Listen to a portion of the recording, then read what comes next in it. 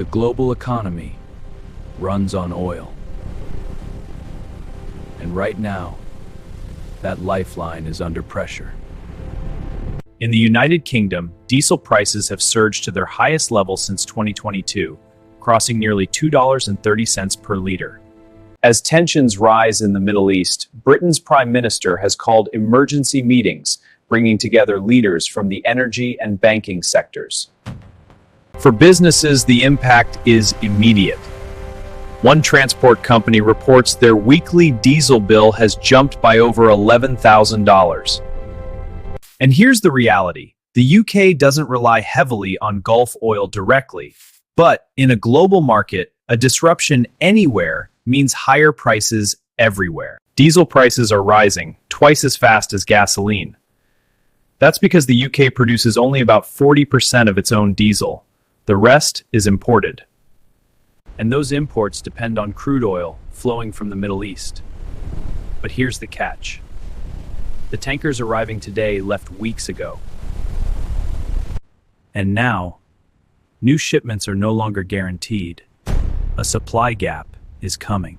Former U.S. President Donald Trump has issued a stark warning. If the Strait of Hormuz is not reopened immediately, the United States may take action. Targets include Iran's power grid, oil fields, and the critical export hub, Karg Island.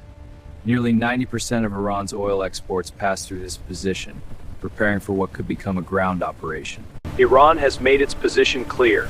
If attacked, they will respond with overwhelming force. Missiles, drones, relentless retaliation. Stay sharp. We're ready for anything. Roger that. For the U.S., the nightmare scenario is simple. Heavy casualties, with no clear victory, known as the tip of the spear, is ready. But the battlefield is unpredictable. Mines beneath the sand and swarms of drones above.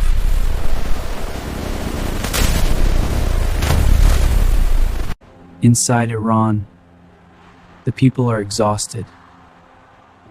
Clips emerging from within the country show a population pattern, caught in the middle. They don't want war. They don't trust their government. And they don't trust America. They just want it to end. This is a strategy with two faces. On one side, pressure, threats, and military buildup. On the other, quiet negotiations and the hope of a deal. Now all eyes are on the deadline. If diplomacy fails and neither side backs down, this crisis could become something far worse. Because sometimes the world doesn't break all at once. It cracks at the choke point. For more updates on stories that shape our world, make sure you subscribe to Discover Life and stay ahead of what happens next.